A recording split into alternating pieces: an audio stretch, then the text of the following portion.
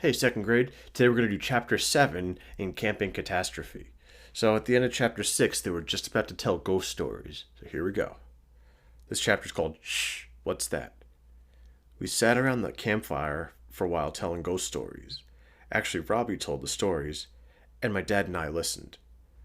I didn't want Robbie to think I was a baby, so I pretended that I wasn't scared, even though I was sure some of his stories were going to give me nightmares. Good thing I had found my shark head flashlight. I was definitely going to need it tonight. Those are some great stories, Robbie, said my dad. Where did you learn them? Oh, I read them in different books. Even though Robbie is only in first grade, he is so smart he can read almost anything. Didn't you like those stories, Freddie? Yeah, they were, super, I said, faking a smile. What I really thought was this: they were super scary. I think it's time to put out the campfire and climb into our sleeping bags, my dad said. We'll just pour some lake water on the fire because we don't want to leave any of it burning overnight. You have to make sure there is not even one ember still burning. We doused the fire with water and were just about to get into our sleeping bags when I said, Wait, wait. What is it, Freddie? I have to go to the bathroom. So go. Where is it? What do you mean, where is it? I mean, where's the bathroom? My dad pointed to the bushes. Oh boy. I don't see a bathroom over there. My dad started laughing. What's so funny?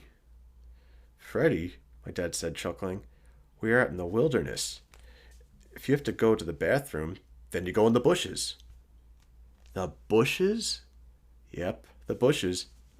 But what if some little animal tries to bite me while I'm going to the bathroom? Oh boy, that would be funny. Well, that wouldn't be funny, that would be scary.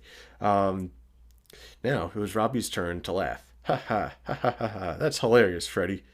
He was laughing so hard he had to hold his sides. I'm serious.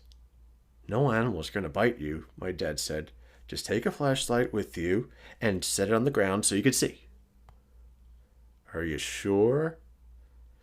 I'm sure. Now hurry up and go before you have an accident in your pants. I ran behind the bushes, went to the bathroom as quickly as I ever have in my whole life, and was back in my sleeping bag in a flash. Did you even go? My dad asked. Yes, I went. I just went really, really fast. Hey, turn off your flashlight, Freddie, said Robbie. I think I see the Big Dipper. Really? Where? I lay down on my sleeping bag and looked at the stars. Right there, Robbie said, pointing up in the sky. See? It looks sort of like a spoon. Oh yeah, I see it now. Isn't that the Little Dipper over there? Asked my dad. It looks just like the Big Dipper, only smaller, I said. Is that why they called it the Little Dipper? Robbie said, teasing me. I gave him a playful punch in the arm. Be quiet. Oh, look over there, Robbie continued. You can see Orion's belt. It looks like a line of 3 stars in a row. Wow. I've never seen so many stars in my whole life, I said in amazement. This is so cool. Well, I hate to break up the party, but it's time to go to bed now, boys. Do we have to, Dad? I'm afraid so. It's getting pretty late, and you two certainly had a busy day. You must be exhausted. I know I am. Come to think of it, I am too, I said, yawning. Good night, Dad. Good night, Robbie. Good night, Freddie. Good night, Mr. Thresher. Good night, boys. When Robbie and my dad rolled over, I pulled my sleeping bag over my head and secretly turned on my shark head flashlight. Who was I kidding? No matter how tired I was never going to fall asleep out here.